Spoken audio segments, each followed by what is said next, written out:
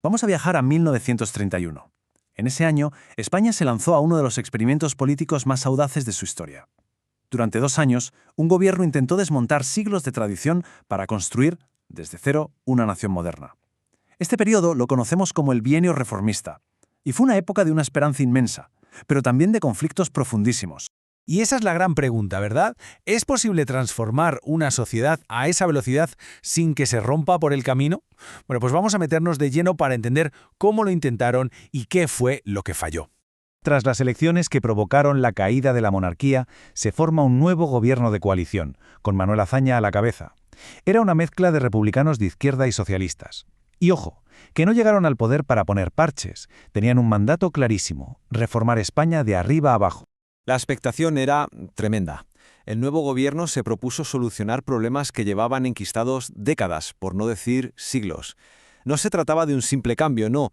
Era un proyecto de modernización total, una auténtica refundación del país.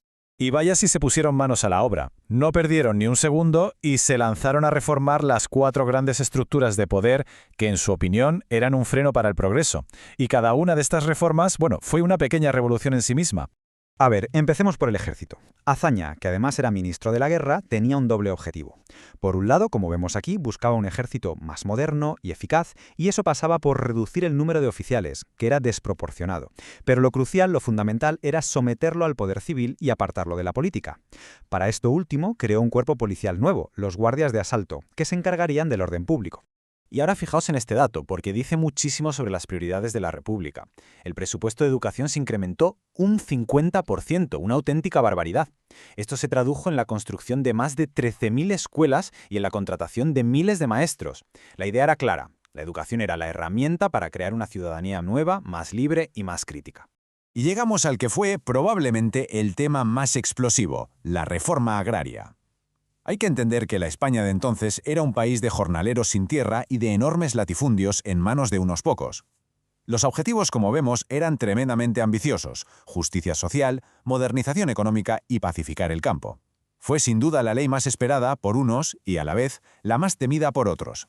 La cuarta gran reforma apuntó directamente al poder de la Iglesia católica. El gobierno consideraba que su influencia era un obstáculo para la modernización. Y las medidas fueron contundentes. Se acabó con la religión obligatoria en las escuelas, se disolvieron órdenes como la jesuita y se quitaron los símbolos religiosos de los espacios públicos. Para millones de católicos, esto no fue una reforma, fue, directamente, una agresión a su fe. Claro, como era de esperar, mover los cimientos de un país de esta manera no sale gratis. Cada reforma, pensada para solucionar un problema, generó a su vez un nuevo frente de oposición. La República se encontró de repente luchando en múltiples batallas a la vez. Y esta tabla lo ilustra perfectamente. La oposición era increíblemente diversa. Por un lado estaban los grupos poderosos de siempre: terratenientes, empresarios, parte del ejército y la Iglesia, que veían amenazados sus privilegios. Pero por otro lado, desde la izquierda más radical, los anarquistas consideraban que las reformas eran un paripé burgués y que lo que hacía falta era la revolución. O sea que el gobierno estaba atrapado en un fuego cruzado. Pero la oposición no solo venía de los extremos. Intelectuales de mucho prestigio como Ortega y Gasset, que habían aplaudido la llegada de la República, pronto mostraron su desilusión. Sentían que el sectarismo y la confrontación estaban desvirtuando el proyecto original. Su crítica fue un golpe muy duro para la legitimidad del gobierno. Con la tensión subiendo por momentos, la oposición de una parte del ejército pasó de las palabras a los hechos. Algunos mandos militares decidieron que había que salvar a España del gobierno republicano, y si tenía que ser por la fuerza, pues por la fuerza. En agosto de 1932, el general Sanjurjo encabezó un intento de golpe de Estado, que se conoce como la Sanjurjada. Como se ve en la cronología, fue un fracaso estrepitoso. Estuvo mal planificado, apenas tuvo seguimiento y el gobierno los sofocó en cuestión de horas. El resultado inmediato fue un fracaso total para los golpistas y, en apariencia, una victoria para la República, que demostró tener la capacidad de defenderse. Sin embargo, aunque el golpe fracasó, fue un presagio terrible de lo que estaba por venir. La división dentro del ejército era ya una herida abierta. Al final de esos 2 años, el balance del bienio reformista era agridulce. Se habían puesto en marcha transformaciones sin precedentes, sí, pero el coste social y político había sido altísimo. Quizá nada ilustra mejor la brecha entre las intenciones y los resultados que esta diapositiva sobre la reforma agraria.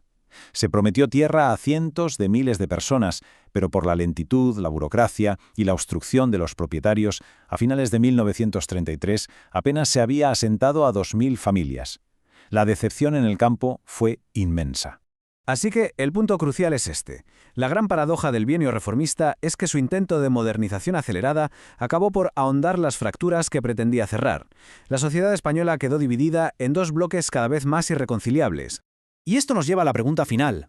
¿Fracasó la República por ir demasiado lejos y demasiado rápido, asustando a la España tradicional?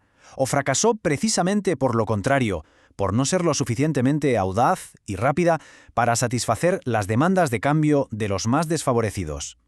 Es una pregunta que, aún hoy, sigue resonando en la historia de España.